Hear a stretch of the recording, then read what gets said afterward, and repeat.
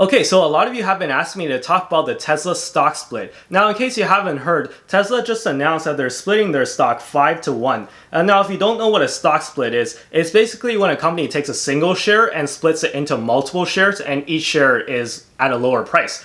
So in Tesla's case, for every share of Tesla, at the end of the trading day on August 28th, shareholders will be eligible to receive 4 additional shares for every share of Tesla that they own, but each share will be worth a fifth of the original price. So if you're wondering what the purpose of stock split is, it's basically to make the price more affordable to more people. Because at the moment the price is at like $1,400 a share or something like that, and I know that intimidates some people. And also if you live in a country like Canada where most brokerages don't offer features like fractional shares, you'd have to put up $1,400 US at once in order to buy Tesla if you wanted to buy Tesla. So I understand that's a lot of money for, I think, the vast majority of people. So a lot of people might be deterred from buying this stock if it's like $1,400, right? So if they split the stock, it's a lot more affordable to just the regular retail investor, and people will be a lot more willing to buy the share just because of the lesser sticker price. Now, fundamentally though, this doesn't make a difference at all, right? So if you think about it, it's the same. You just have more shares, but each share is worth less money. So you don't make money or you don't lose money either, right? So it doesn't change how much money you have in the company because it's the exact same. And you know, what I care most is valuation. So I don't really care about the sticker price of a stock because you know, the sticker price doesn't really matter, right? You should look at the valuation of a company. So the valuation of Tesla does not change with a stock split. So if you're wondering whether I'm buying or selling Tesla, I'm not gonna do either at the moment just because it continues to be a hold for me. I just want to kind of sit on the side and watch how this plays out. And you know, in my opinion, a stock split is really not that interesting, right? Especially for a company like Tesla. Out of all the interesting things that could happen to Tesla, a stock split is like, it doesn't change anything. It's just the same as before. But anyways, what are we going to talk about in the rest of today's video though? Well, I got an Instagram message from Philip who wanted an update on some of my other positions, namely Air Canada, Facebook, Microsoft, and Hyliion. I thought it was a great idea to talk about those, so thank you, Philip, for making that suggestion. So we'll do exactly that today. And if you want to leave a suggestion or you know, any future comments for future videos that you want me to do, please leave that down in the comments below, or you can message me on Twitter and Instagram. I'll leave the links down below in the description as always. Smash that like button while you're at it, by the way. It helps out with the YouTube algorithm and it helps this channel grow. Now, I can't promise I'll respond to each and every message, and I can't respond to every single question that I get in the comments either, right? So please don't get offended if you ask me a question or send me a DM and you don't receive a response. I'm really trying my best to get to everyone, but you know, sometimes I just get way too many DMs and stuff and I just can't respond to every single one of them, right? So yeah, please don't get offended if I don't get to you. I'm trying my best here, but I'll try to get to as many as I can. Anyways, let's jump into today's video though. Now, first up on the list is Air Canada. So first, I'm going to reveal my position and my cost basis. So let me do that right now. And yeah, basically I've added to my position of Air Canada since the last time we spoke, and now I have a total of 250 shares of Air Canada at a cost basis of $16.07 per share. Now those are Canadian dollars, by the way. So there was a small dip in this stock a while ago, and I decided to add more to my position. Now this is kind of anecdotal, but I know a guy who knows a guy who is a pilot for Air Canada. And the pilot guy told my friend that he's been flying a lot of, you know, flights non-stop, cargo-only flights to Asia from Canada. Now, this is just some more evidence that works in favor of my original bullish thesis, which, if you remember, is Air Canada's gonna pivot towards cargo-only flights. Now, as the Roni situation rages on, Air Canada's gonna have to reduce the amount of passenger flights that they have, which means that they have all these planes that are just sitting around doing nothing. Well, a good solution for that is that they're just gonna rip all the seats out and use those planes for cargo-only flights and basically convert the company into like a makeshift FedEx, basically. So yeah, I know this is kind of anecdotal, but I think that this is just some more evidence that Air Canada is completing their pivot towards cargo-only flights. Now, Air Canada is able to do this pivot more effectively than some other airlines just because they have bigger planes, right? So Air Canada is meant for, their planes are meant for like international flights, and flights to Asia, obviously. So they have bigger planes which are better suited to transport cargo. This is compared to like smaller airlines. Like we have airlines in Canada. There's one called WestJet, and then there's also one called Porter Airlines. Compared to those airlines, I think Air Canada is a lot more suited to converting their fleet to carrying cargo flights. And also, I think that one day the Roni situation is going to be over, right? So when that day comes, people are going to start traveling again, and at that point, Air Canada could easily pivot back to carrying more passengers and carrying less cargo, right? So I think that, whether or not the Roni situation drags on, if it drags on for a lot longer than we anticipate, well, Air Canada can continue to do these cargo flights to kind of keep the lights on and keep the company going. And as soon as, the situation is over and we're able to travel again, then Air Canada could just pivot back. And also, I'd just like to point out that in normal times, this is a $50 stock, okay? So I just checked the price, and, back in January, this was $50.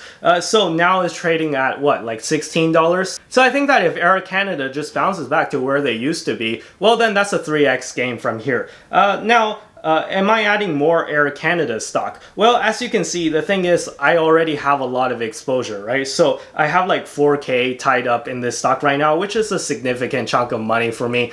And honestly, at current prices, it's just around where my cost basis is. So if I buy more at current prices, I'm not really averaging down on this stock. I'll be like sort of slightly averaging up, actually. So I'm not really motivated to like go ahead and buy like just a ton more Air Canada stock right now.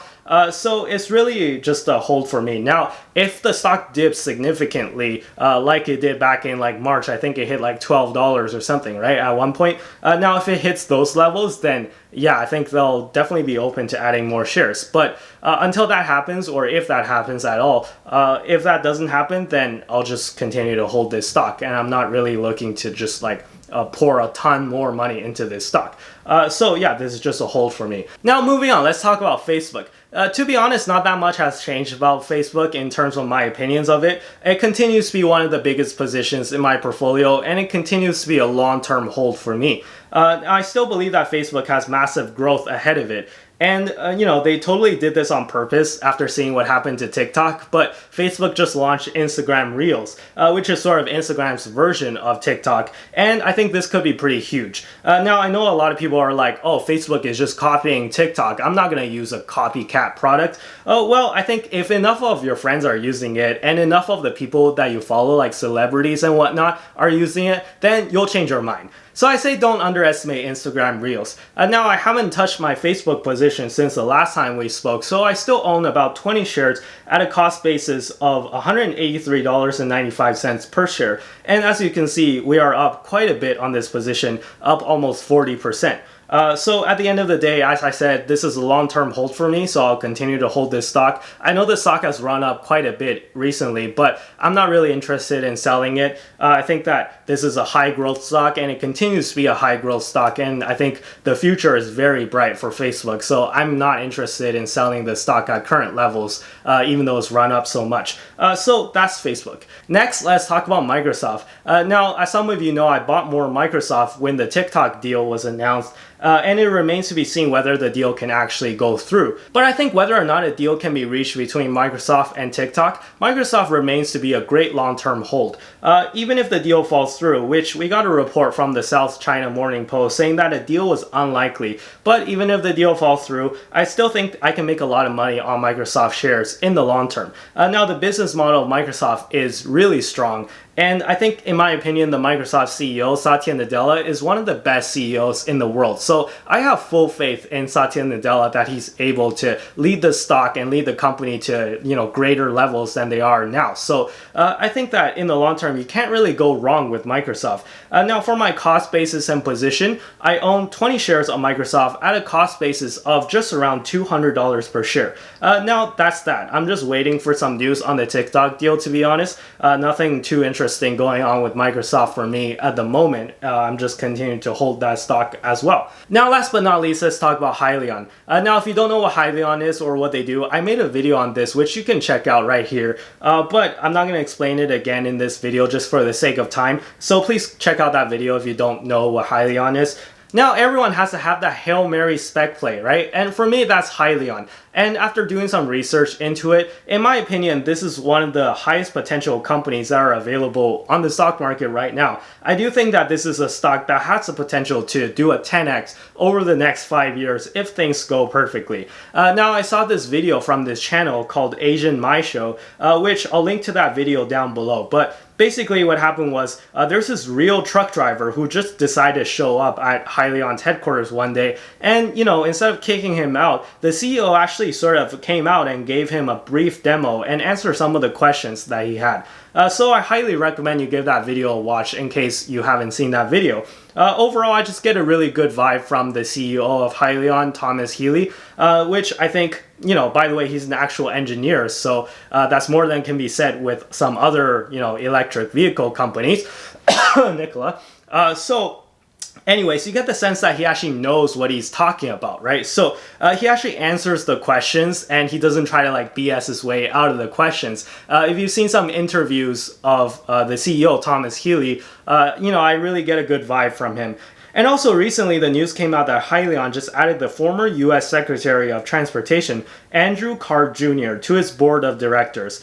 I think that this news kind of flew under the radar, but I think this is huge. When you're a transportation company, you kind of want to have someone higher up who knows all about government, who can potentially help out with navigating regulations and things like that, right? So I think that this is a really positive sign that things are moving in the right direction for Hyliion, where they have someone with so much experience in government and transportation being sort of a guide in terms of being on the board of directors. So yeah, this is a really positive sign. Which, after all this news and doing more research on this company, I've decided to add more to my position in Hyliion. So I'm going to show you a picture on my cost basis and my position now. So now in total, I have 150 shares of SHLL, which is the special purpose acquisition company that is merging with Hyliion. So, SHLL is just a shell company, and they'll merge with Hyliion, and the ticker symbol will change at some point. I think they said Q3 of 2020, so it should be within the next few months or so where the ticker change will happen. But yeah, at this point, if you want to buy into Hyliion, you got to buy the shell company, which is SHLL. So anyways, I have 150 shares of SHLL at a cost basis of $20.88 per share, which makes it just about a $3,000 position. I think once the merger completes and the symbol gets moved over, I think we might see a small pop in the stock. But this is kind of a long-term hold for me as well, so I'm not really gonna be interested in trading it and whatnot. And now also it depends on how fast the stock goes up by, right? So let's say the merger happens and the stock just does a 3 to 4x within a matter of a week or something. I might take some profits, right? Just because if the stock shoots up that fast, it comes back down a little later on, right? So it'll depend on how fast the stock goes up by, if it goes up at all, which I think it will. But yeah, it'll have to depend on the speed at which the price increases on whether or not I decide to take some profit. But I think in the long term, there's an argument that can be made to hold this stock for the long term, and I think that it could be a great play. Now we'll have to see. So right now, that's also a hold for me. I'm sorry this video is not very interesting. I'm not telling you guys, I'm not announcing that I'm gonna be buying big or selling big on any of my stocks. Most of these stocks are just holds for me at the moment. But I give my honest opinion on this channel, and honestly, I feel pretty comfortable with all of these stocks I just mentioned being long-term holds. So I think that these are just going to be stocks that perform really great in the next 5 to 10 years or so. So yeah. Anyways, I'll leave the video here for today. Be sure to hit the like button if you enjoyed the video, and consider subscribing if you like the series. Be sure to follow me on Twitter and Instagram, links down below in the description as always. And with that being said, I'll see you guys in the next video. Bye-bye!